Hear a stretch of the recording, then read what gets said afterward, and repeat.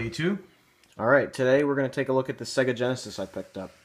Now, some of you saw this in the previous video, the glorious haul of the things and the stuff video that had this in it. You saw it dirty there. I'll insert a picture of how dirty this thing was when I first found it. Now, the story behind this is, at work, we dropped off some console radios at an auction house so they could be sold off, so they weren't taking up so much space. And while we were there, there was a trash pile of stuff that I guess didn't sell, or they couldn't sell, or whatever. This along with some Dell monitors and some keyboards and peripherals and Labtech speakers and whatnot, was thrown in there. I saw this Model 1 Sega Genesis just sitting there, and I just thought to myself, they're going to throw that away? I can't let that happen. So I snagged it from the jaws of hell, and here it is, all cleaned up. It's beautiful now. Look at it. Not quite brand new, but very, very clean, despite all the scratches and whatnot. I even found a screw for the Sega CD, which I do have on order. I'm probably going to do a video on the Sega CD as well. It also came with two controllers. This is one of them. This is the one that's more worn. This one's more worn than the other one. As you can see, the word trigger right here is all, yeah, it's faded away. But the controllers themselves feel pretty good, so I'm okay with that.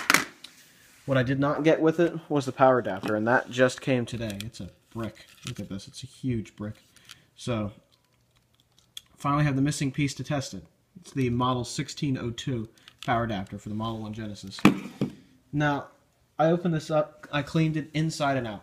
So, it's perfectly clean now. The slot was full of hair and paper towel and things like that. So, I got that out of there with a toothbrush and some tweezers and stuff.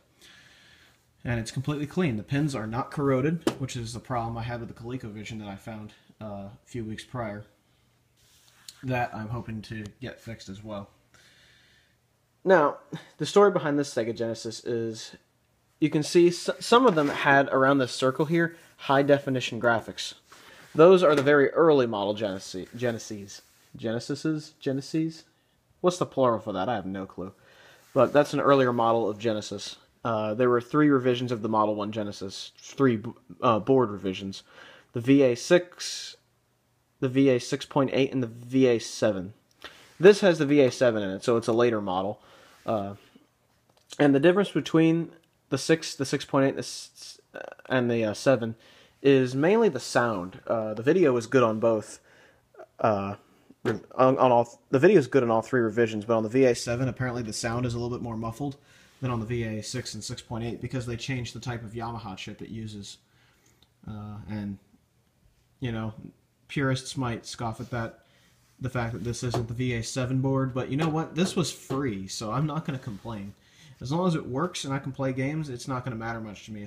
And the sound does not matter that much to me on the type of TV I'm using. So, that's okay. Now, the story behind the Sega Genesis. It came out, I think, in the late 80s, like 89 or 90, something like that. I haven't looked up the details. I forget what the time frame is. But it was like late 80s, early 90s, that type of era. It was the beginning of the 16-bit era of gaming. As you can see clearly, it brought better graphics, better sound, all of it, into the home. And it was really the first one to do it. I don't know if the TurboGrafx 16 came first or after, but this was the first true sort of big successful one.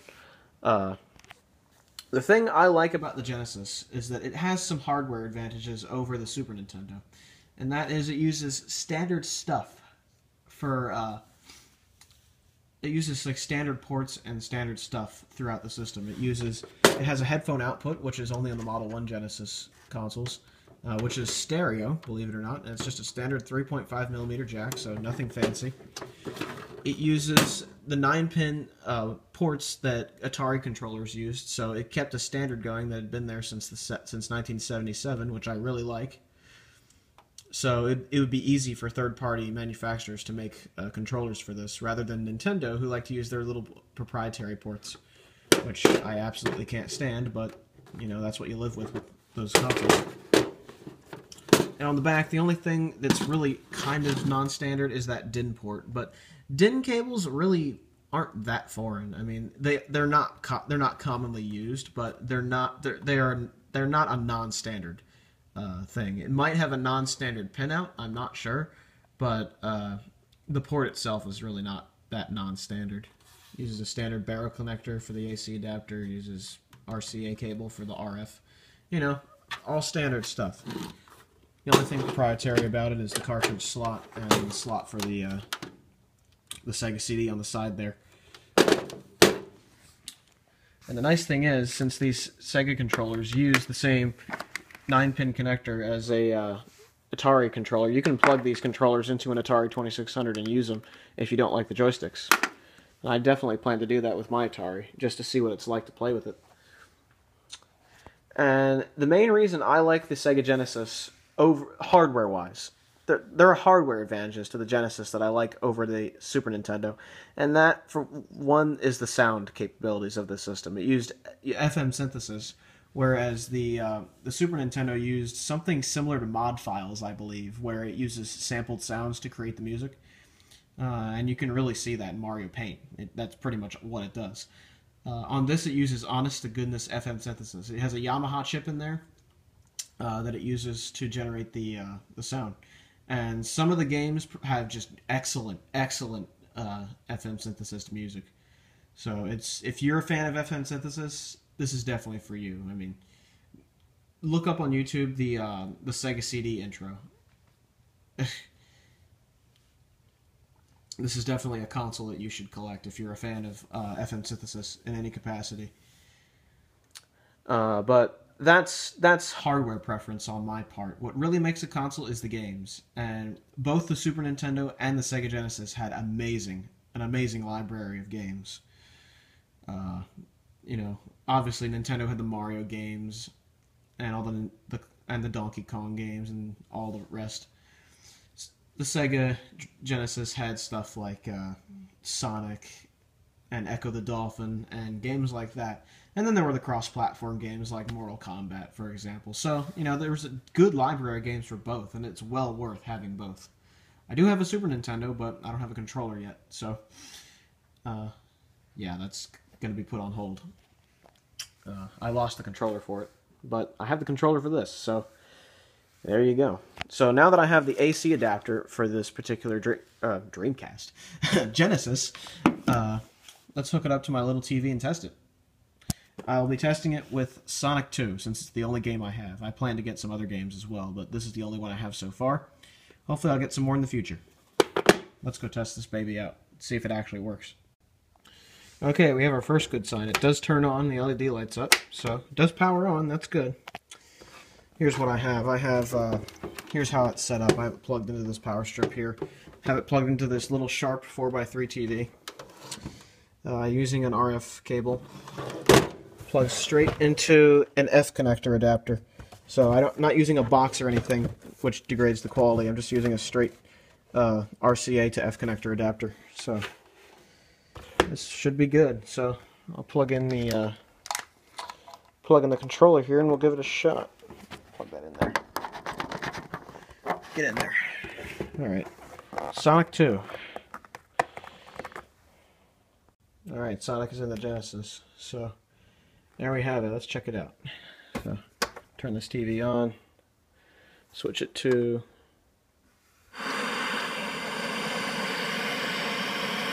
All right, there we go. All right.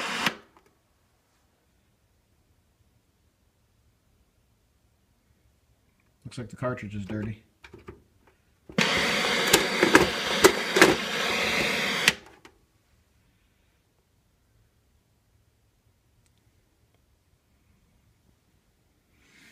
I'm getting no response out of this. This makes me sad.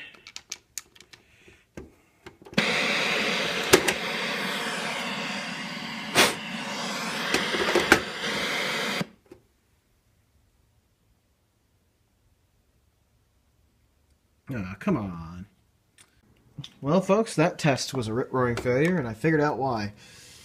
This Sonic 2 cartridge is kind of screwed. I don't know if you could be able to see that, but you see that contact there right on the left, right on the end there? Yeah, part of it's missing. And you can see the rest of these contacts are the way they're supposed to be. But that one there is just screwed, so I believe I have myself a bad game. Maybe that's why it's not for resale. So I went on eBay and I ordered another game. The Genesis seems like it does work, but that game clearly doesn't, because as you saw earlier, it acts like there's nothing in it, because that contact is not there. Okay, it's been a while and another game arrived. Altered Beast. This was, I believe, a launch game for the Genesis back in 1989, so... Actually, I should clean the game first, but anyway, we'll test this game out, see if this Genesis actually works. Okay, now let's see if it actually works. Yes! We have life.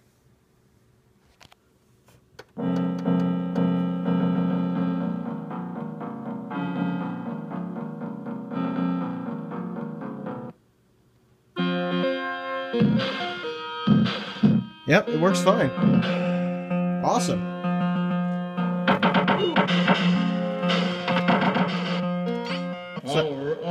So that Sonic game was just bad. Awesome. The Genesis does work. Yeah. So that's pretty awesome. I've ordered some other games and some other peripherals for the system that you'll see in the future. So stay tuned for more Genesis videos. I'm definitely going to enjoy this system, I think. Altered Beast is an arcade classic. I have some other games on the way that are classics. One other arcade classic that I really, really like that I can't wait to show you guys. So, there you go. That Genesis I got for free does indeed work. Awesome. One thing I have to say is now I get why people really don't like the VA7 board inside these later Sega Genesis systems, because the sound is there's definitely a huge difference in the sound quality. The sound itself is not all that bad, but it clips a lot more. I don't know if that's just Altered Beast or if it applies to all games, but at least with this game on this system, the audio clips like crazy through the headphone output. And I'll give you an example of that.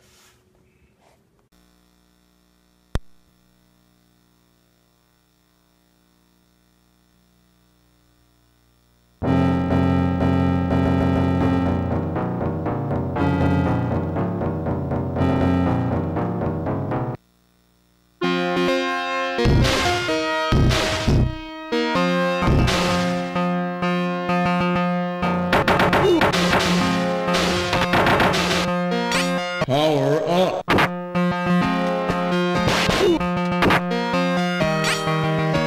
Power up.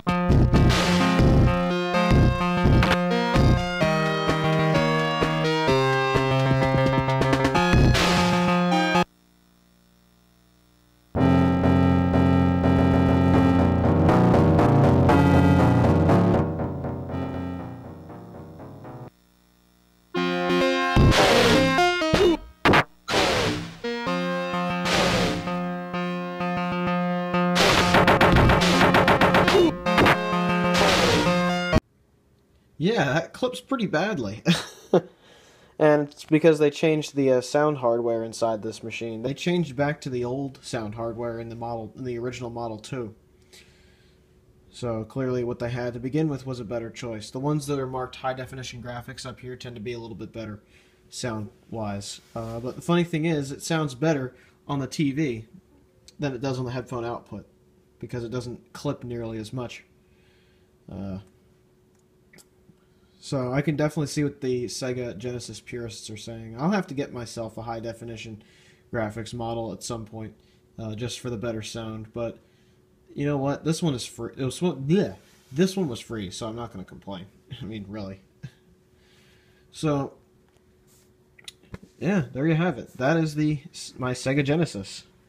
It doesn't have the best sound quality because it's the later model, but you know what? It's free, it works, and I can still completely suck at Altered Beast.